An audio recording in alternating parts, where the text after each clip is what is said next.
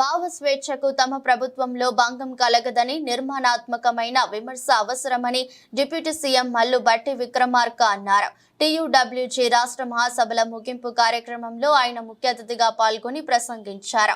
రాష్ట్ర నూతన అధ్యక్షులు విరాహత్ అలీ అధ్యక్షతన జరిగిన సభలో ఆయన మాట్లాడుతూ మీడియా భద్రత కోసం ఒక చట్టాన్ని తీసుకురావాలని మీడియా అకాడమీ చైర్మన్ శ్రీనివాసరెడ్డి సూచనతో తాను ఏకీభవిస్తున్నానని, ఆ చట్టాన్ని తెచ్చేందుకు కృషి చేస్తామని అన్నారు.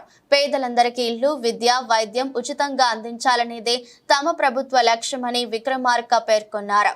జర్నలిస్టుల ఇళ్ల స్థలాల కేటాయింపు త్వరలోనే జరుగుతుందని హామీ ఇచ్చారు.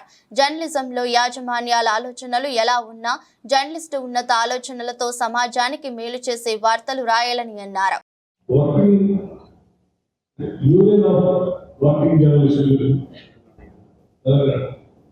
అనేక మంది సీనియర్ జర్నలిస్టులు రకరకాల పత్రికల్లో ప్రవేశించి వీరుగా జర్నలిస్ట్ అనుభవాలు కలిగినటువంటి వాడు రకరకాల భావజాలతో నీకున్నటువంటి మేధో సంపత్తితో పత్రికలకి వార్తలు రాయడం కాకుండా సమాజానికి పంపించేటువంటి సందేశాలు కూడా ఇచ్చేటువంటి మేధో పెద్దల్ని గౌరవించుకోవడం కోసమే ప్రెస్ అకాడమీ చైర్మన్గా శ్రీనివాసరెడ్డి గారు నియమించుకుంటారు.